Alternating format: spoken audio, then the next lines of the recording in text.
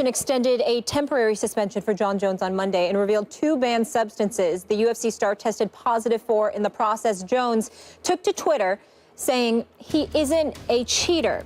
Don't write me off just yet. I know in my heart that I'm not a cheater. I trust in the system to help me prove it. One fan responding by saying, huge fan, man, but what you took is proven to cover steroid use, to which Jones responded, you're absolutely right, man. I learned that myself over the last week. But it doesn't mean you actually took steroids. Not trying to come across a victim. If anything, I'm a victim of my own ignorance. And yes, this could have been prevented. Coach, do you believe Jon? I always base, because we're in the business of being around people that do good things and bad things. And how I base who I like and who I trust is how they treat me. And I'm a huge Jon Jones fan. I have been in contact with his camp. And they're telling me, as of right now, everything is status quo. They're looking at everything he took being analyzed, and they're awaiting the results. I believe him. I was standing 20 feet eye to eye to him when he came out the Thursday morning of the week of UFC 200. And he was very emotional. He cried. And what he did that was such a huge mistake. And to this day, I don't know his thought process. But he even said here, not trying to come across as a victim. If anything, I'm a victim of my own ignorance. He literally said to us, as we're asking him these questions, and I appreciated the fact that he was very open and he was allowed to answer questions instead of just reading a prepared statement. But what he said was this: I've never intentionally cheated. And so for that reason, since in my head I wasn't cheating, I didn't bother to write down what I was taking. That to me is all-time dumb in today's society, in today's competition, especially when you know USADA is a part of what the UFC is trying to do now. It's as simple as picking up the phone, calling a number and saying, listen, this is what I am taking. Can I do it? Or picking up their book, which is this thick, and opening it. It's not always about cheating to cheat. It can be about, I was taking this thing, I just didn't know it was in there, but guess what? The end result is the same. The answer to the question, yes, I believe him. I don't think he was trying to cheat, but he did get popped for something that was illegal, and for that, he has to pay, and he's finally owning up to that. I want to believe him. Met him many times. He is upstanding, engaging, a wonderful guy. When he's here at ESPN, gives you his time freely. Top-notch individual when we dealt with him. I think it's important to bring up, he fought at UFC 197. Did not fail any tests. USADA was in company with UFC. He was supposed to fight Cormier. It didn't happen. Cormier got injured. One thing leads to another. A bad serendipitous run. He is now at UFC 200, and he fails a test. The thing you have to remind yourself is, what was it, 40 fighters over 3 days at UFC 200? Yeah. They all came out, well, with Brock Lesnar, that's the one exception. We'll see what happens with him. But every card that happens, these guys all play by the rules, and they make sure they have these clean tests. Do I want to believe him? Yes, because it is dumbfounding when you think of the damage he created. Obviously for UFC, this was their biggest card ever. This was to be it, and they had to scramble to get a new main event. The fight they got for Cormier wasn't a good one on the back end, in my estimation. Then he does a major disservice to Daniel Cormier, who has been training. We saw the reaction with Dana White, how much he has been waiting to prove himself to potentially beat the man that has stood between him and being one of the great light heavyweights of all time. But the biggest disservice is Jon Jones, because on top of all of this, we go back to the DUIs and the recreational drug use, and he had to overcome that. And here he is at 200. We're ready to say, okay, he's back. Maybe the most dominant fighter in UFC history, and this happens.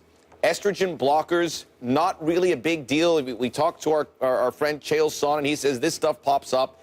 It's not a steroid, but it is there to mask a steroid. And there are 2 tests. Yes, I want to believe him, but this is really tough to overcome. We know USADA's record is close to spotless and 100%. So we have to side with them in this situation, and it's just a real sad situation because he may go away. We may not see him for a long time. Yeah, I think you hit the nail on the head as to why he didn't cheat in my mind.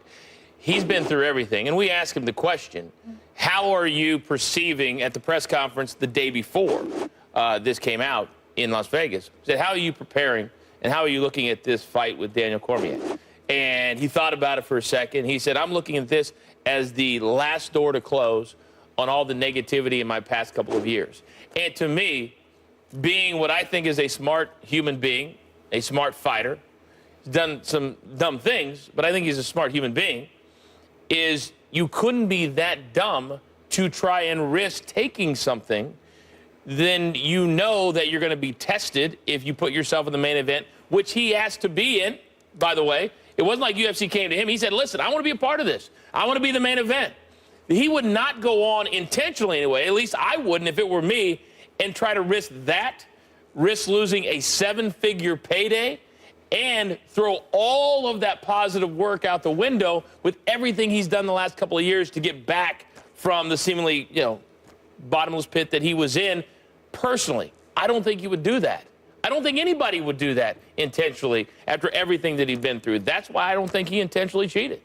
I wonder what the network is for these fighters. I think Jon Jones is well connected, but you see at UFC, it is a lot of these guys don't have agents, don't have people they can confer to. They find a way to fight. They don't have all the situations dialed up with regards to health insurance. It is independent contractors. It's tough business. So he's not going to get a lot of sympathy from these guys because he has that network set. But I wonder who is there talking to these guys through to say what you did. Pick up the phone. We've got to address it. This is priority number one when you prepare for the fight. This is what we're taking. This is everything's regimented, the training across the board. Max, here's what Dana White said to me. He was doing an interview on one of the radio shows that he was on, and he said, I have not spoken to Jon Jones. I will not speak to Jon Jones. I have nothing to say to Jon Jones. He then added, when I was talking to him, he said he should have got rid of everybody that was around him a long time ago. So to your point, the people that are around him. When was this? I'm curious when Dana said this. This was all the week of UFC 200. So, okay. Yeah, very recently then. Very recently. It was after he was popped for this. And he literally said, I have nothing to say to him. I was shocked when he said that he had not spoken to him. He had not had a phone call. He did not speak to him. And he said he would not take his phone call. He goes, if he called me, I wouldn't take his phone call. And he should have got rid of everybody. Created a big mess for him. Right. This is something I just want to reiterate from what I said yesterday. I want to believe Jon Jones. I tend to go to that side with this, and hopefully he was a victim of his own ignorance in his words and wasn't being careful what he took, and he took this. If he is taking steroids, and if anyone is taking steroids in mixed martial arts, this is beyond serious as to what the ramifications are, especially a guy like Jon Jones, who is so dominant, who can be very violent. We've seen his finishes in the ring. Any use of steroids could be life-threatening for a guy of that stature. Not saying anything else, but this is how important it is, from my perspective, from everyone in MMA, to clean up the sport, to make sure, especially a guy like Jones. I think with Brock Lesnar, he's a wrestler. He's going to take you down. But Jon Jones is a striker. And if he has anything to give him an edge, this is the worst possible scenario. Yeah, Jon Jones even reiterated that particular week. He said, I've been very outspoken against PEDs, against steroids, and for those reasons, I haven't taken it. There's a lot of reasons to believe him, but there's also a lot of reasons, Molly, not to believe him. Here's my thing. So, as you guys know, I started covering the sport in 2006. It wasn't obviously nearly as popular as it is now. Jon Jones comes in and he just dominates the sport. He's one of the most dynamic fighters we've ever seen. And obviously he was out for nearly 2 years. It was a tumultuous time for him. And I was so excited to see him back. And some people had talked about, the big ego and whatever it is, the partying, that kind of thing. He sat here with us, with Stephen A. and Skip, and he was so humble and he was so genuine. And I truly believed also he had learned so much. And now the mental game was stronger and he was really going to come back. Because he already had those tangibles, but now he's going to have the intangibles as well. And the thing that's hard for me is Dana White wants Jon fighting. He wants Jon in this sport. So it's very concerning when he's not taking his calls and has kind of turned his back, because Jon Jones makes the UFC better when he's fighting. Obviously, we know what type of draw he is. It's disappointing. Obviously, we don't know truly what's going on, but we want to see him back in the sport. We were so excited to see him. And then this was almost like getting sucker punched with this news, because he seemed like everything was on the up and up for him. That's a great word, sucker punch. And I talk to fans a lot because everybody knows I was around Vince McMahon for 10 years. And Vince had an uncanny knack, and I try to do it myself in my own life, of being able to address something and move on and give guys second, third, and fourth chances because it was good for business.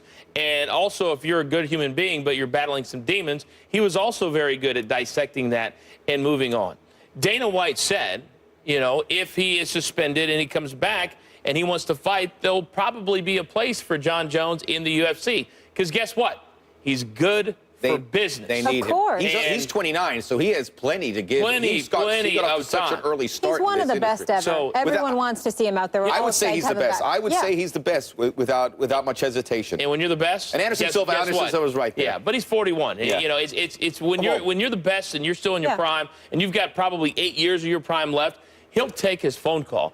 It was just such an emotional week for Dana White, Molly. That's why I'm saying how powerful that statement is, because we know how bad he wanted him back as well. And for me, I don't know much about PEDs, obviously, and if someone's using it for recovery, I don't think he was injured. But this guy doesn't need to cheat.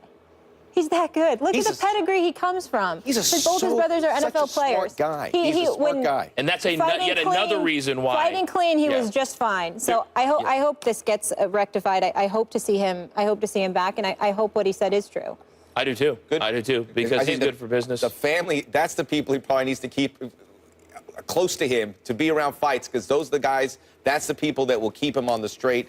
That's the guy, and he's a smart guy. You hear him talk, he can talk the talk. I think that is part of the method, part of the healing here to get back on track and get back in the octagon where we want to see. Well, I think that he should heed Dana's advice, and we just saw Phil Mickelson did it in golf when he went through his issues, and he said, listen, I got to change the people that I'm hanging out with. And Phil's 46 years old. This is Jon Jones, who is in a party atmosphere. It's the same thing for Johnny Manziel, by the way. Exactly. No, we don't need that type of situation. No. Right. And we're not close to there yet. Right. There is a We've bottom all line. had to do it. We've all had to cut people out of our lives. Everybody has to, let's be honest. Question. You're out of my life. Yes, you're both dead. Sorry, it's a tough decision. You're both dead to me. I'm done. Up next, just me. All right, coming up, some big shoes to fill in Denver as Peyton Manning helped lead the Broncos to a Super Bowl last season. So who will replace him under center this season? Now, this is a tough question. We'll get into it when we come back.